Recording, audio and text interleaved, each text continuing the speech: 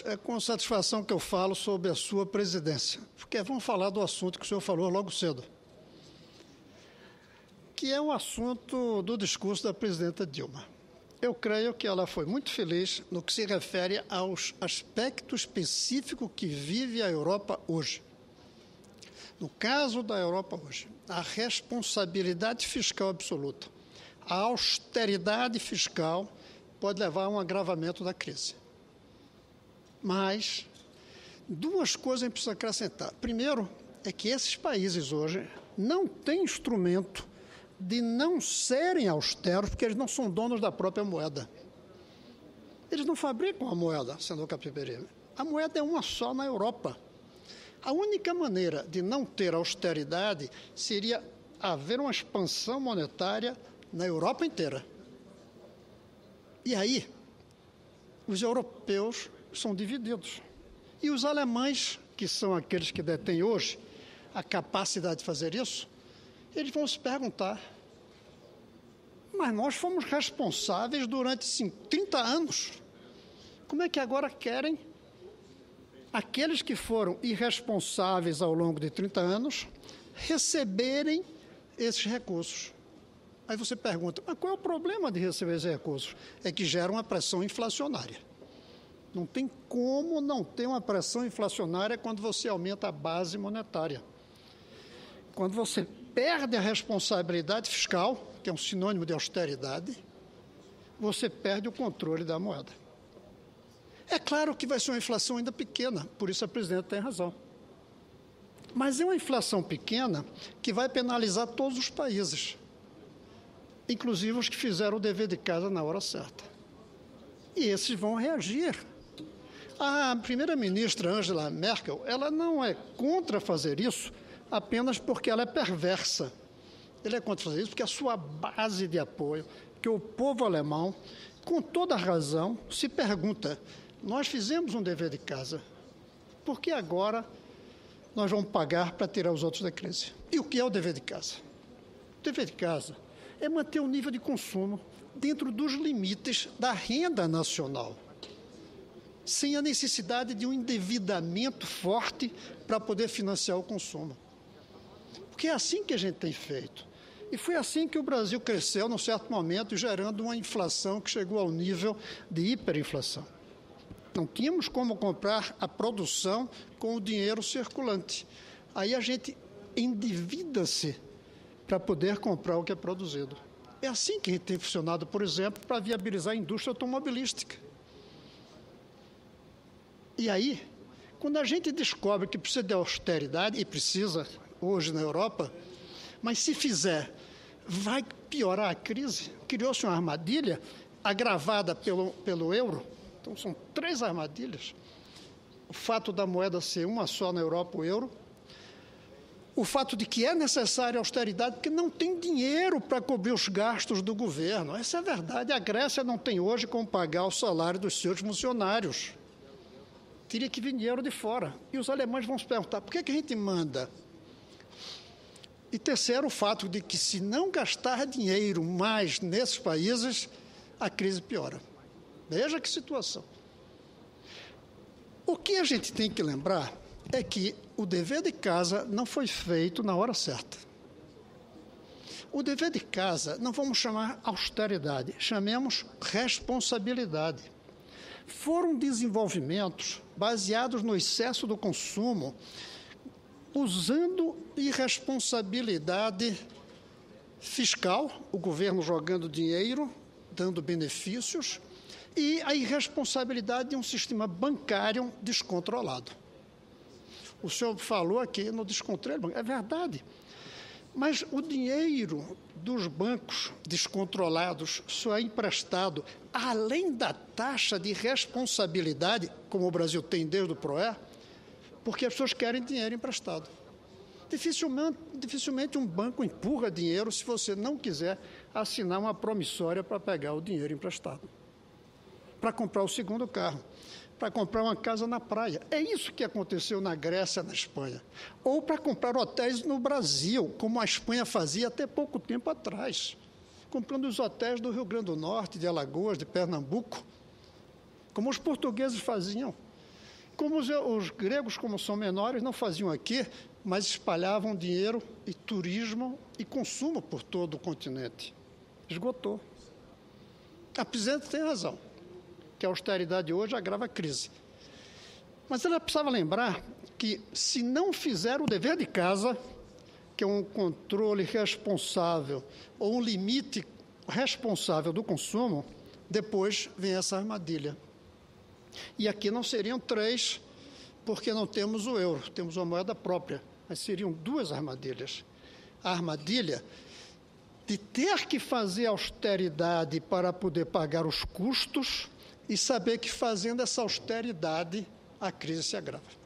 Sem falar, senador Lindbergh, de um outro ponto, o limite ecológico ao consumo. No caso do Brasil, por exemplo, o alto consumo de automóveis tem 2 limitantes graves que vão cobrar um preço altíssimo no futuro. E a presidenta Dilma não parece perceber isso. Um deles, não cabem mais automóveis nas nossas cidades. O senhor mora no Rio de Janeiro, sabe como é que é o trânsito. Mas qualquer cidade brasileira hoje sabe como é que é o trânsito. Então tem um limite. Segundo, tem um limite fiscal, porque hoje, para vender carro, o governo tem que abrir mão de impostos sob a forma da desoneração do IPI. Ou seja, o governo se sacrificou de 20 bilhões. Isso se reflete na hora de conseguir um superávit fiscal. Chegamos ao limite. Mas some todos os produtos. Chegamos a um limite ecológico. Está praticamente comprovado que não acontece um furacão como o Sandy, que realmente chegou em Nova York recentemente, não acontece por razões apenas naturais, mas como efeito do processo industrial dos últimos 50 anos. Temos um limite. Temos que fazer o dever de casa hoje, para não precisarmos medidas duras de austeridade amanhã. Na hora que vai ser pior, porque a gente vai fazer austeridade sabendo que ela agrava a crise. E aqui eu quero fazer justiça. O presidente Lula e o ministro Palocci, no começo do governo, tiveram essa percepção. Nós estávamos num momento que não era ruim, estabilidade monetária, nós estávamos num momento de uma taxa de crescimento pequena, e aí eles foram austeros. E eu sei porque eu sofri essa austeridade como ministro da Educação, querendo gastar mais. E eles seguravam tudo. Só vieram abrir anos depois. Nós precisamos fazer o dever de casa, e não estamos fazendo. E ele é necessário para evitar a crise que agravaria tanto a situação que exigiria austeridade. E essa austeridade, como disse a presidenta, ela tem razão, agravaria a crise. São razões de ordem financeiras, os limites financeiros, que não permitem vender mais do que um certo limite, a não ser criando moeda falsa, que pode ser a moeda impressa, como no caso do país que é dono da sua moeda, como o Brasil fez, ou a moeda bancária, criada por artifícios bancários, a chamada alavancagem de empréstimos. E tem a crise ecológica. Por isso, eu agora agarro o discurso do senador Requião. Nós precisamos de uma revolução. Nós precisamos de uma revolução. Mas essa revolução não é expulsar a chamada troika que chega na Grécia. Porque a única maneira de expulsar a troika seria ter feito antes o trabalho que a troika está fazendo agora, com soberania, sem precisar de vir gente de fora dizer o que é que deve ser feito. Não se fez na época o dever de casa. Agora tem que ficar de joelhos diante do Fundo Monetário. O Lula, nesse ponto, mais uma vez elogiou. Ele conseguiu tirar a gente do Fundo Monetário, mas pode voltar. Não se iludam. Nossa base, nossa estrutura não nos livrou de vez do Fundo Monetário. Não esqueço que esse país europeu, ninguém imaginava que eles iriam ao Fundo Monetário. A gente pode voltar a precisar, a não ser que a gente faça o dever de casa. Esse dever de casa exige uma revolução, senador Painha. Mas a revolução não é mais aquela dos anos 50. Nós não podemos, senador Lindbergh, ficarmos divididos entre uma direita insensível ao sofrimento do povo desempregado e uma esquerda insensível ao sofrimento do povo submetido à inflação. Não podemos ficar um ou outro. Qual é a saída?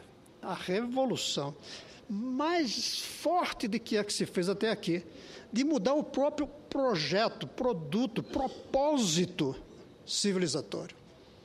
Na Grécia, por exemplo, e eu tive recentemente visitando para ver a crise, uma das coisas mais interessantes foi conversar com um professor universitário, que me disse que o salário dele foi reduzido em 40%. Eu perguntei como ele sobrevivia. Ele disse, primeiro, eu renegociei o empréstimo, o aluguel da casa. Mas como ninguém está podendo pagar, o dono baixou o valor. Segundo, eu tirei meu filho da escola pública, privada, e botei na escola pública. Mas como eu agora tenho 40% do meu tempo livre, que baixaram o salário e baixaram a carga de trabalho, eu estou usando parte do meu tempo livre para melhorar a escola pública onde meu filho estuda. Terceiro, parei de usar o carro. Mas como todo mundo parou, eu agora vou mais depressa de ônibus do que antes eu ia de carro. Ou seja, mudou o seu padrão desse professor de definição do bem-estar dele. O bem-estar dele não é um carro novo. O bem-estar dele não é se endividar para comprar mais coisa. O bem-estar dele não é ter o filho na escola privada. O bem-estar dele é ajudar a escola privada, é andar de ônibus eficientemente. Agora, isso não pode ir para o operário, porque o operário já não tem seu filho na escola privada. O operário já não vai de carro. A gente tem que tratar diferentemente. A austeridade tem que ser para uma parte da população, não para todos. Precisa de austeridade na soma dos gastos, mas tem que escolher quem paga o preço da austeridade. E quem é que serve de exemplo hoje? O presidente Obama. Qual é o discurso e a política hoje do presidente Obama? Aumentar os impostos sobre os ricos para cobrir o déficit, ou seja, austeridade, mas não penalizando os pobres. O que é que ele está fazendo com os pobres? Um projeto de saúde pública que nunca se imaginou que os Estados Unidos teriam. Investimento elevado em educação, ciência e tecnologia, para poder fazer a economia crescer, não produzindo o mesmo de sempre, mas um produto novo, uma perspectiva nova, em que põe-se o bem-estar na frente da renda e do consumo. E mais que bem-estar, se põe até a felicidade das pessoas na frente do bem-estar e o bem-estar na frente do consumo. Libertando, inclusive, as pessoas da dívida. Porque a gente esquece que essa classe média que surgiu, e que não é uma coisa ruim, está endividada. É uma ascensão escravizando. A gente esquece esse lado da ascensão das classes no Brasil. Subiram no consumo e se escravizaram no tempo. Tem que trabalhar mais para poder pagar o empréstimo que pegou para comprar mais. É um falso benefício. E pior do que falso, insustentável por muito tempo, como a Europa mostrou. Por isso, eu fico feliz de estar aqui falando no que disse a presidenta Dilma, e dizendo que ela tem razão na lógica da Europa de hoje, mas ela não tem razão na lógica de um processo histórico mais amplo. No processo histórico mais amplo, nós temos aqui mudar o propósito do próprio crescimento como objetivo. Até porque, suponhamos que o crescimento volte na Europa, nos Estados Unidos, se mantém aqui, maior ainda, e na China. O mundo explode. Não cabe um aumento sustentado de 5% da economia mundial durante 10 anos. Não cabe ecologicamente. Não tem onde colocar os carros. O dióxido de carbono vai provocar um aumento da temperatura. As cidades litorâneas serão inundadas. A população vai ficar endividada. São muitos os empecilhos para que o crescimento volte. Daí, vamos revolucionar o propósito da revolução. O propósito da revolução não pode aumentar o consumo para todos a uma taxa sustentável de crescimento. O propósito da revolução tem que ser aumentar o bem-estar da população. tem que ser aumentar a felicidade das pessoas. Isso vem de quê? Podia andar na rua sem ser assaltado. E isso não aparece no PIB. Você poder andar na rua, no Rio de Janeiro, do cinema para um café, isso não aparece no PIB. Mas isso melhora a qualidade de vida, faz o país mais civilizado. É essa palavra que está faltando. Não é crescer, é civilizar-se que o Brasil precisa. Tem que mudar o propósito. E aí sim é lutar pela revolução. Uma revolução nova. Uma revolução, senador Randolph, com um propósito novo. Onde esteja meio ambiente equilibrado. Onde esteja ninguém com necessidade básica. Aonde esteja ninguém escravizado pela dívida. Pela dúvida, sim. Porque tudo isso gera dúvidas, mas não pela dívida. Onde todos disponham de uma escada social, que é uma escola de qualidade igual para todos.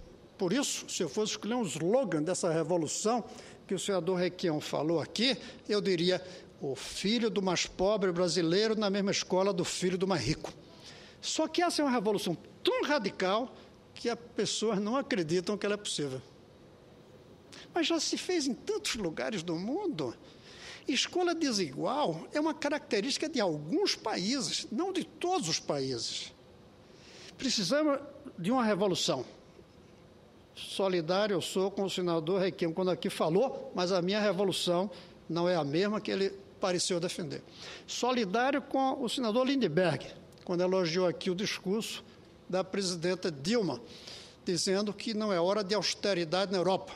Mas lembrando que isso é conjuntural neste momento da Europa e porque não fizeram o dever de casa da responsabilidade no momento certo. Foram irresponsáveis, os gregos, todos, como nós estamos sendo. Mas isso é um outro discurso. E nós hoje estamos sendo irresponsáveis ou estamos fazendo o dever de casa? Eu tendo a achar que não estamos fazendo o dever de casa. Qual é a prova? A inflação já está chegando ao limite. E não dos 4%, dos 4,5%, que é a meta, mas dos 6,5%, que são os 2% acima da meta. E não passa disso porque estamos sacrificando a Petrobras, mantendo o preço do combustível abaixo do que é necessário para cobrir os custos de investimento que a Petrobras precisa fazer. Estamos mantendo a tarifa da energia elétrica abaixo do que é necessário para modernizar o sistema. Estamos mantendo o preço do automóvel abaixo do que deveria ser, sacrificando o Tesouro Nacional. Ou seja, estamos entrando naquele velho, perigoso caminho do controle de preços. Isso é perigoso, porque não estamos fazendo o trabalho estrutural. O senador Requião falou aqui. As classes DIA subiram. Os pobres receberam a bolsa. Mas tudo isso, aliás, o contrário, nada disso é estrutural, senador Paim. Nem mesmo essa coisa que talvez seja mais importante do governo Lula, que foi o aumento do salário mínimo, graças inclusive à sua luta, senador Paim. Mas nem isso é permanente. Mudar um governo, isso pode acabar. Nem mesmo o salário dos professores, que é fruto de um projeto meu do piso salarial, é permanente, porque com a inflação vai se comer o salário mínimo. Por isso, quem luta por um bom salário mínimo tem a obrigação de lutar pela estabilidade de preços. A carestia é inimiga de um bom salário. A carestia come o salário. É falso o aumento de salário em tempos de carestia, em tempos de inflação. Eu acho que essa foi uma boa tarde, senador Lindbergh, que permitiu trazer para aqui a palavra revolução, que trouxe o senador Requião e que tantos têm medo de usar aqui nessa tribuna, que trouxe corretamente a sua lembrança do discurso da presidenta Dilma, no que se refere ao momento presente, em que a austeridade pode ir contra o crescimento. Mas nem o crescimento, porque eu não farei questão do crescimento. A austeridade levaria ao agravamento do sofrimento do povo. 26 milhões de desempregados continuarão desempregados se a austeridade for adotada. Mas não podemos analisar só circunstancialmente, só conjunturalmente. Sem o dever de casa feito 20 anos atrás, como a Alemanha vem fazendo, essa crise ocorre. Por isso, Hoje, talvez, tenha que se gastar mais do que se pode na Europa. Não sei como, tendo em vista que é uma só moeda e tantos países. Não sei como. Como convencer a Alemanha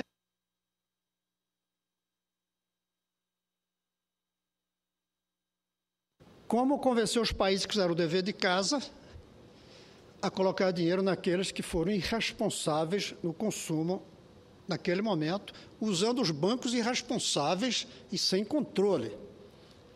Mas vai ter que se gastar dinheiro.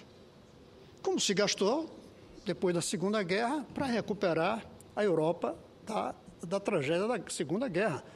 Conseguiu-se dinheiro através de uma coisa chamada Plano Marshall, mas tinha ali os Estados Unidos por trás, que jogou o dinheiro. Hoje não tem mais os Estados Unidos por trás.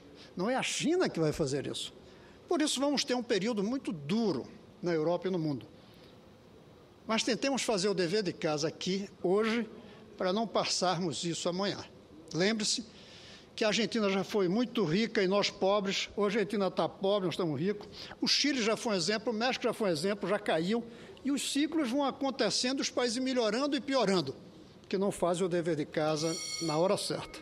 A grande lição hoje aqui, senador Lindbergh, é nós dizermos que está na hora de fazermos o dever de casa para evitarmos que aqui aconteça a tragédia que hoje acontece em tantos países do mundo.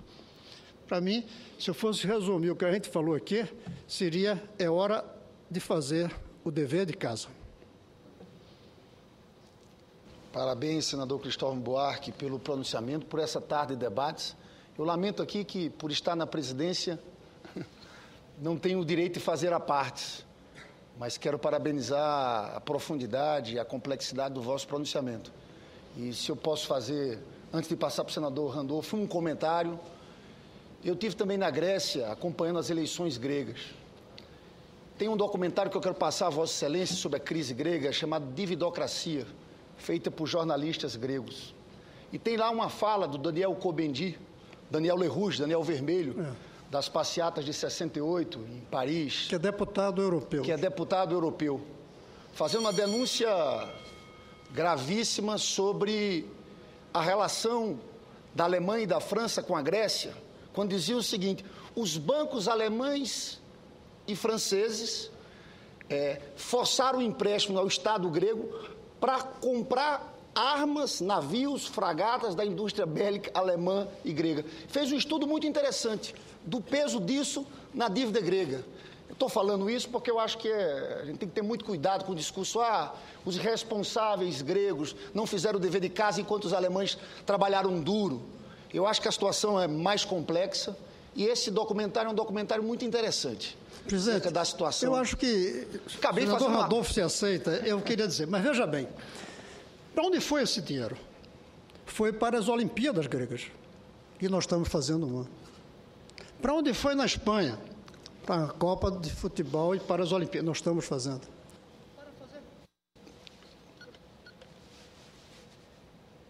Para fazer trem-bala, nós estamos fazendo trem-bala.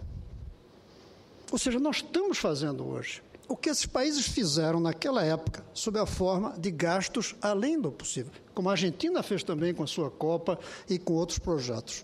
Em vez de investir numa infraestrutura eficiente que aumente a produção, porque o trem-bala não vai aumentar a produção, vai ser bom para reduzir o tempo, mas não é fazer, por exemplo, com o mesmo dinheiro, uma rede ferroviária nacional, que a Grécia não fez.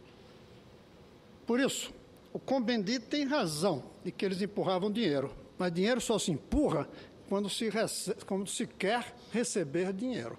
Quando não se quer receber dinheiro, não tem como. Mesmo que seja por meio de publicidade, como me irrita profundamente ver a quantidade de publicidade na televisão de tantos cartões de crédito. Devia ser proibido publicidade de banco, da mesma maneira que devia ser proibida publicidade de bebida, porque dívida vicia tanto quanto o álcool.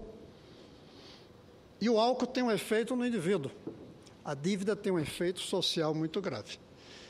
Então, tudo isso você vê que tem razão um, tem razão o outro, mas não está conseguindo aprofundar necessariamente.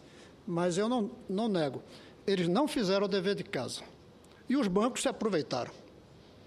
talvez seja a hora dos bancos pagarem. Talvez seja a hora, sim, de uma estatização de todos os bancos da Europa. Mas se for estatizar para continuar emprestando para financiar consumo perdulário, ecologicamente irresponsável, não adianta. Não adianta. Lembre-se que Mitterrand teve que fazer isso uns 25 anos atrás. Ele nacionalizou os bancos, saneou, depois entregou outra vez o setor público. Pode ser, eu não sei. Ou pode ser cada um sair do euro, mas vai ser muito trágico sair do euro. Vai ser um sofrimento talvez maior do que o sofrimento do próprio desemprego, que já é um sofrimento brutal. A Grécia fora do euro é uma explosão de preços. E durante anos será um país absolutamente marginal e de extrema pobreza. Isso faz com que o mundo saiba que é muito complexa a situação. E por isso saiba que tem que ir além de voltar a crescer. Tem que definir que tipo de avanço, não disse crescimento, que tipo de avanço nós queremos. Que tipo de civilização nós queremos. E não apenas quanto de crescimento, como é a sensação que eu creio que está prevalecendo hoje nas lideranças mundiais e na liderança do governo brasileiro também. Prisioneiro dessa armadilha da taxa de crescimento do PIB. Em vez da liberdade, do avanço, da melhoria, do padrão de qualidade de vida, de bem-estar e de felicidade do povo.